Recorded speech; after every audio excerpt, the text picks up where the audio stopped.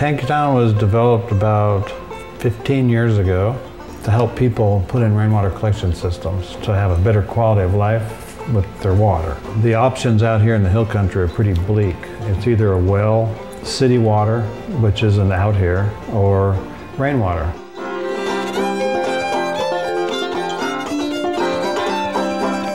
When I moved out here, I drilled a well and found that my hair felt like a fright wig, and my jeans stood up like cardboard, and I couldn't get the soap out of my hair. The water smelled like sulfur, and I about threw up in the shower and decided that this wasn't for me. So I searched around and ran into this guy named Mike McKelvin, who started collecting rainwater out here in 1984. I searched around and found that fiberglass tanks were the best things to store them in. I bought one and then built my system, not really knowing what to do.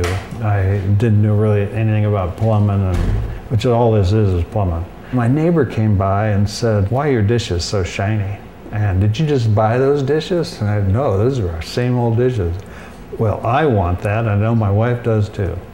So I called up the tank guy and I said, "I have a friend that wants to buy a tank." And they said, "Okay." And then another neighbor came by and he bought a tank. Then another neighbor bought a tank. And Tanktown was born now, right at my house. We had put in 200 systems and we started selling tanks all over the country. We sent one to upstate New York and New Mexico and Colorado, and it's just all over this country, really. After living with the well water for a few years and meeting Richard Heineken, he convinced me that rainwater was the only way to go. These are 10,000 gallon nominal tanks. If we can get 1 inch of rain a month, we can keep them full. We're very fortunate. We get 3,000 gallons of water for every inch of rain. It's the same equipment that you would use for a water well. It's not rocket science. It's pretty basic stuff. There's nothing like rainwater, I tell you. Once you use rainwater, even compared to Austin city water, you won't want to use anything else.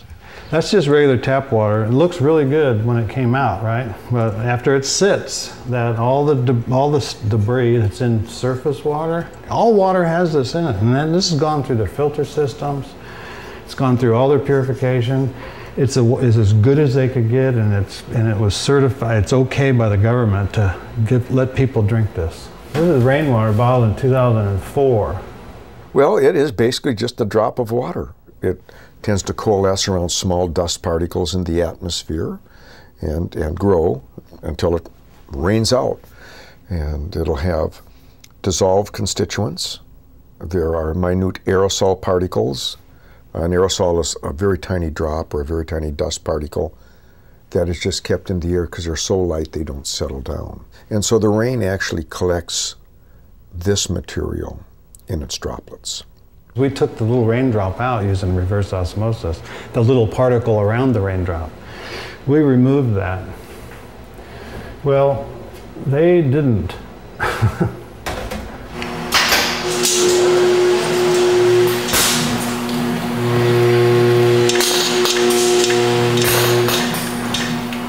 One hot day, I was leaving work after I ran out of water to go home to get a new bottle of water. And I thought, well, hell, I should bottle this stuff. And now we have another avenue for Tanktown. We have bottled water, we help people collect water. So we're just all about rainwater. You can't get better water. Water is in its purest form before it hits the ground. And that just makes a huge difference. Some people say that you've got to have, when you drink water, it's got to have stuff in it because you need the minerals. Well, that is so wrong. You should drink water for what's not in it. All the water from our aquifers, like the Edwards Aquifer, and indeed from the Colorado River, is rainwater. It's just had a longer time to flow through the soil, dissolve more mineral constituents, and so it'd be more saline. And if you go to some places where the water is very old, it's going through a certain type of rock, like it's going through rock salt, it becomes very salty and too salty to drink by our health standards that we have set. There's so little fresh water on this planet. Since the Colorado River doesn't flow to the ocean or the Gulf of Mexico anymore around here, we're not getting any more diluted water. And that's what's happening. We're getting big dead zones in the ocean because of no fresh water. With too many people, we got too much pollution. We're sucking the water out of the aquifers faster than they can recharge. So rainwater in the future will be the only bottled water you can get. It's a resource. It's, well, basically free. You have to get a collection service, a system for it, but it's something we should be using. And I think we're going to see more of that in the future. If you tell somebody it's rainwater, they say, yeah, right, you know. They don't really believe it because they hear the stories how most of the bottled water is just tap water that somebody put in a bottle and put a name on it. Richard's is pure rainwater, and it's highly treated and purified. I mean, rainwater doesn't need purifying, but he purifies it to the end. Everybody's interested in this rainwater now because they know it's so precious. They're just starting to think about it, you know. With rainwater, it's totally, you know, it's just totally different. I can't believe I'm the first person to do this. It's crazy.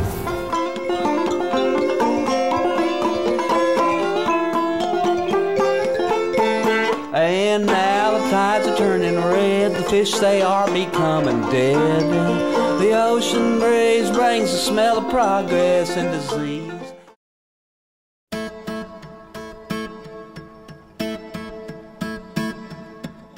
Pump Project Art Complex is a building that houses about 40 artists, from ceramic artists to painters, glass blowers, mixed media artists, and what we are trying to do is create a community of artists where people can work together and share tools and resources and really come together to support the visual art community here. Pump Project itself has only been around for about a year and a half. The name comes from our wonderful pump that is near our front door. It's an antique relic of the building. The building was built in 1951, and it's a big highlight of the architecture of the space. And so we have this pump, and then as artists, we always have a project going, and our building is a project, and all the artists are involved in a project, and just running an art space like this is a project. The goal of Pump Project is, one, to be a resource for artists, so artists have a place to work, a place to share ideas, to share tools, to create a strong community that's very interconnected. And secondly, Pump Project is a resource for the community, where the community can come and see shows in the gallery, see artists working in their studios, and really see art in its creative environment, and the public can see those ideas going on and really realize what the importance of visual art in the community is. I think probably the more frustrating part of the process, and one of the great things that we have here, is that artists are open to do anything. Artists are free to make mistakes, to take risks, to really push their work without having someone looking over their shoulder saying, no, I think you should do it this way. Right now, the beauty of being what we are, which is a grassroots organization, is that we have the freedom to let people really push boundaries and really take risks. And you need those risks, and as a young community, taking risks is going to be one of the things that really sets us apart from other growing cities. My business is Science of Art Restoration. I started it on my own almost 2 years ago. What I do is I repair porcelain and china and all different types of pottery.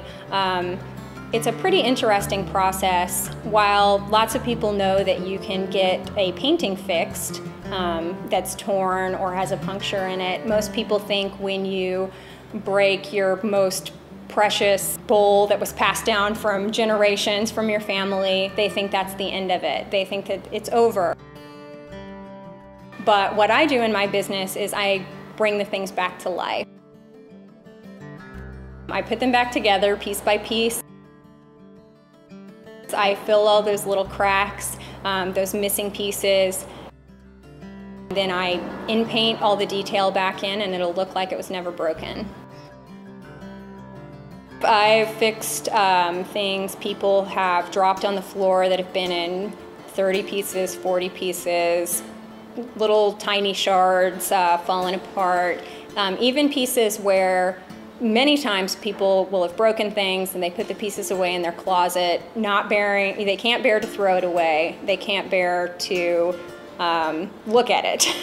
And then they find me, they find out it can be fixed, they get it out of their closet, and I take a look at it. Oftentimes pieces are missing, pieces have fallen out of the box over the years, or maybe something isn't there. So I can even recreate those pieces. Everything from the side of a bowl or the handle of a pitcher can be recreated, or even a figurine with a missing finger. Those can all be made new again. My mom used to tell me the story of giving me puzzles when I was about 2.5 years old, and I would turn all the pieces upside down and put the puzzle together without looking at the picture. And at the time, she thought I had some kind of problem because I didn't want to see the picture. I wanted to just fit the pieces together from the backside. But that's been a very important skill for me in my business, being able to look at all these pieces. And sometimes the way pieces come together is very, very complicated, and puzzles are a great skill to have. Artists have always gone to the more inexpensive neighborhoods, usually the underserved neighborhoods, to create their communities and to find their spaces. However, when the artists begin to move in, people start thinking that those areas are viable places to live, and then the artists again get pushed out and have to find a new place to go. And with Austin growing exponentially, eventually there's not going to be a place to go in Austin for artists. Worth just isn't how much money you can fit in your pockets. Worth is something else. Worth, as far as art goes, worth isn't about money necessarily at all, as much as it is bringing these people into the community. I never would have moved here had it not been for this really exciting, growing new art scene that was happening here. So maybe worth it monetarily, it's hard to say, but as far as just the cultural aspect and really being a support system for something amazing to happen, and something that could really bring Austin to national recognition as far as its artists go, that's more important than money that we have in our pockets.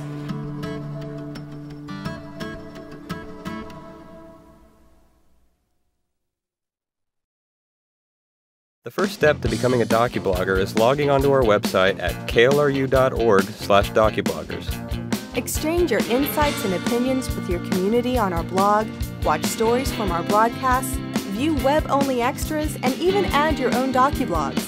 Find all this and more at klru.org/Docubloggers.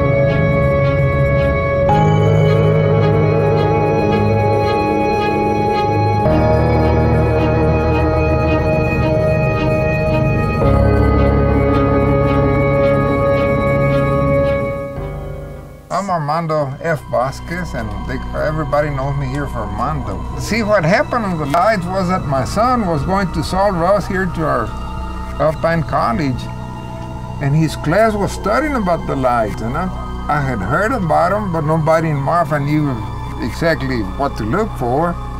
So he's the one that told me about the lights, and he took me out there to see them. I was amazed. My older son, when he was in college, would work up at McDonald Observatory in the summer. And one night he said they were talking about Marfa lights. So they took a little telescope and looked in the direction and saw the lights and saw them moving and the whole thing in the telescope. And they said, oh, we're going to solve this right now. Left it untouched. When daylight came, then they did what was necessary to see exactly where that was. Went there was nothing. My name is Felicia Martinez. I lived in the Chinati Mountains for about 11 years, and scientists or the experts believe that that's where the lights originate. And I have seen many strange things with the lights and have lived very close to them on that mountain. When you have these bright lights shining in your windows, you know they have to come from the natural world. They are not man-made.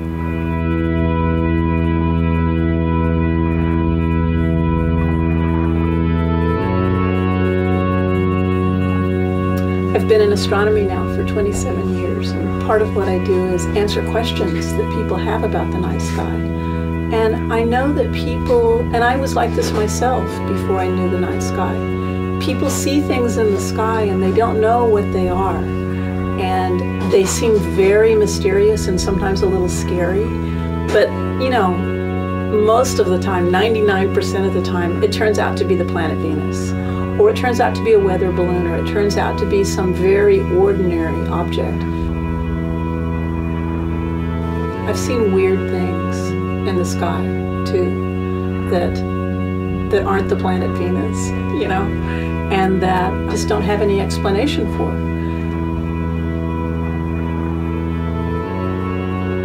Science is just a way of looking at the world. And if there is an element of truth to the idea that consciousness somehow creates physical reality, then science is kind of out the window, isn't it?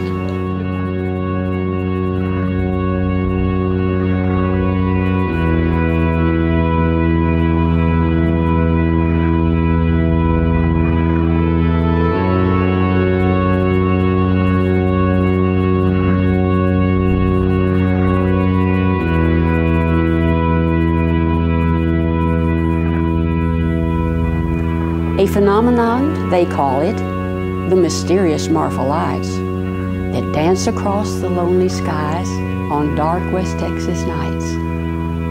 Astrologers search for answers, but they search, alas, in vain. And the mystery of the Marfa lights today goes unexplained. I've watched those lights of mystery as they appear and disappear, and I've come to the conclusion there is no mystery here. They're angels of the desert who radiate this glow, and they dance to music of the winds that here forever blow. The enchantment of the essence of their prance across the skies yields the magic of their presence as they dance before your eyes. Yes, it's angels in the desert that dance across these winds to the rhythm of the music of a song that never ends.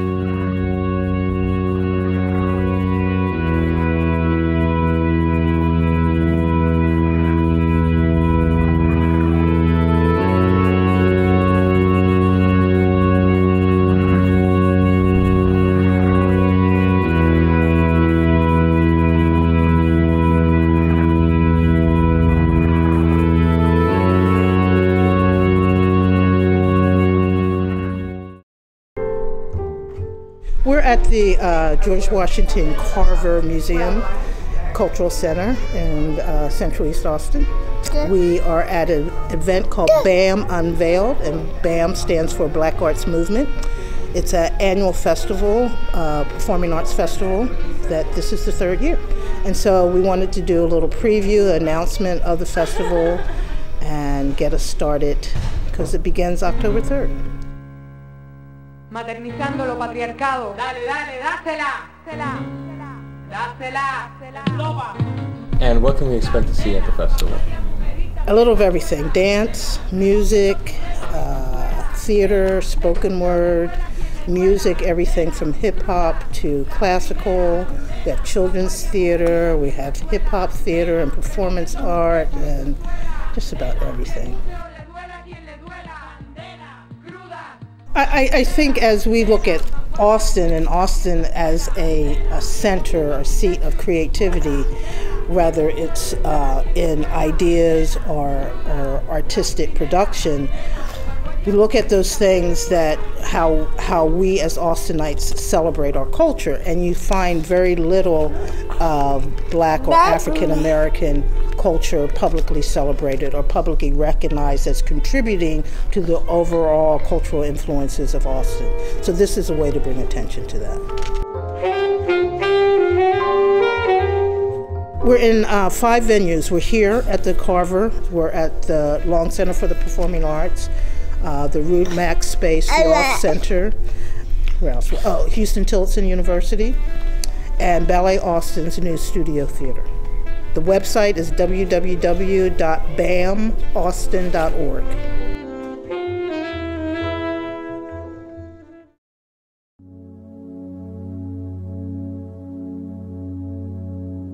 Every kid grows up, at least for some brief window of time, thinking that they want to grow up to be an astronaut or grow up and travel into space. So I don't think I was unusual in that way. With a father who is an astronaut, I believe that that drive or that belief that it's possible clearly goes deeper than it might for other kids. But for me, there was a very pivotal moment that I remember very distinctly when I was at the NASA clinic. The optometrist was checking out my eyes, and my eyesight was quite poor when I was a kid, and the optometrist came to me and said, "Hey, Richard, I'm really sorry, but because of your poor eyesight, you will never be selected as an astronaut." And while for most kids that might, kind of dash your hopes and make you put away the dream, for me it actually did quite the opposite. In this case, I remember quite distinctly going, well, heck, if NASA's not going to take me, then that just means I have to find my own way into space.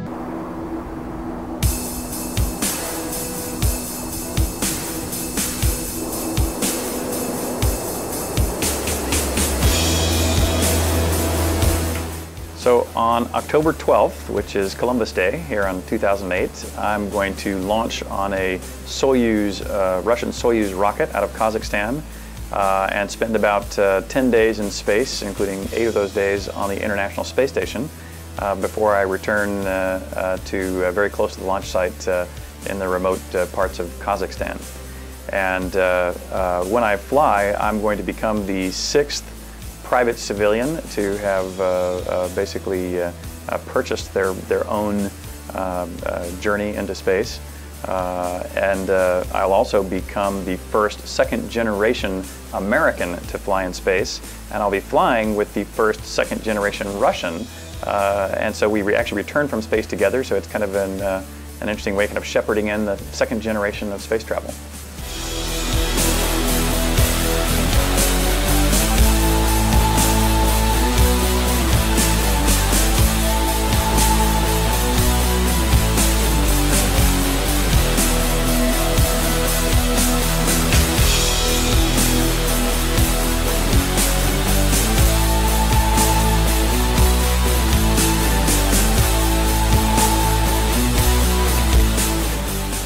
Right now, most everyone who flies to space is part of a government expedition. Those expeditions are not doing commercial activity. They're doing fundamental research, but they're not actually pursuing, what kind of business can we do in space? How can we make sure that space literally pays for itself? The answer to that question is essential in order to keep the activities in space really growing in the way that I think they should. And so what I'm doing in space is I'm doing a number of experiments and activities that I believe demonstrate that private individuals and therefore also corporations can participate in space and do it as a business. Paying for my own way into space, so to speak, I think this will be my first and last. However, if I'm successful in demonstrating that space is worthwhile from an economic standpoint to participate in, which I believe it is, then I think there's actually pretty good odds that I will get the chance to fly again, but the second time it won't be on my own dime, so to speak. It will be because I have successfully managed to engineer a business that makes it therefore practical, frankly, not just for me to go to space, but for individuals and companies to mount their own expeditions to space and fly their own astronauts.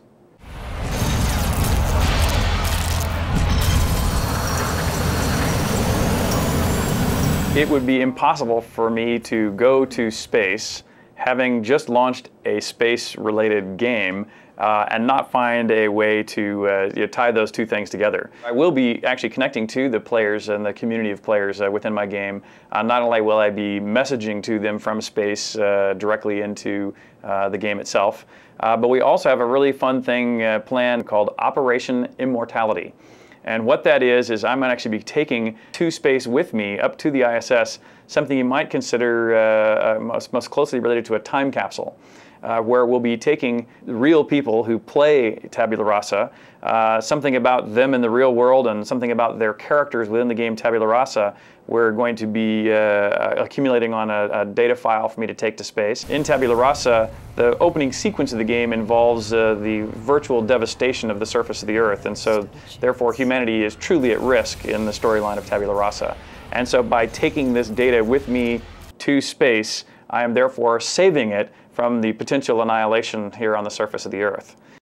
Most everyone who's traveled to space describes how that experience has in some way changed their perspective on life. The fact that you clearly see the Earth with no borders between countries, and how all of the petty little squabbles that us Earthlings have across where these virtual lines in the sand are between us is an irrelevant activity at some grand scale.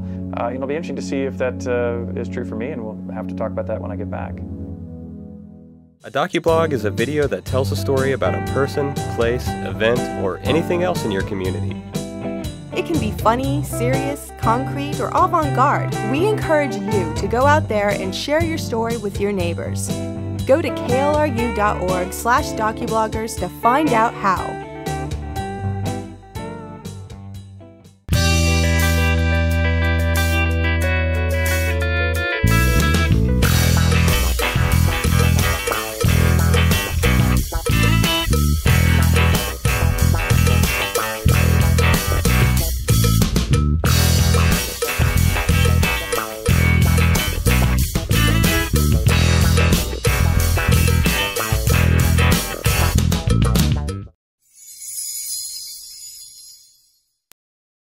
Become a docublogger. Log on to docubloggers.org to share your opinions and story ideas, or get out your camera and create your own docublog.